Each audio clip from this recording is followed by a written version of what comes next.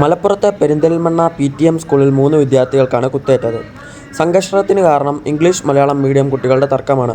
അപ്പോൾ യഥാർത്ഥ സംഭവം എങ്ങനെയാണെന്ന് നമുക്ക് മനസ്സിലാക്കാം. നമുക്ക് ലഭിക്കുന്ന വിവരങ്ങൾ അനുസരിച്ച് ഇന്ന് ഉച്ചയോടുകൂടിയാണ് Perinthalmanna Thazhekode PTM higher secondary സ്കൂളിൽ ഇത്തരത്തിലൊരു വിദ്യാർത്ഥി സംഘർഷം ഉണ്ടായിട്ടുള്ളത്. നമുക്ക് സ്കൂൾ അധികൃതരിൽ നിന്നും പോലീസിൽ നിന്നുമൊക്കെ ലഭിക്കുന്ന വിവരങ്ങൾ അനുസരിച്ച് നേരത്തെയും ഈ സ്കൂളിൽ ഇത്തരത്തിലുള്ള പ്രശ്നങ്ങൾ പതിവായിരുന്നു. സ്കൂളിലെ ഇംഗ്ലീഷ് മീഡിയം മലയാളം മീഡിയം വിദ്യാർത്ഥികൾക്കിടയിൽ നേരത്തെയും പ്രശ്നങ്ങൾ ഉണ്ടാവുകയും ഇത്തരത്തിൽ അടിപിടിയൊക്കെ പതിവായിരുന്നു.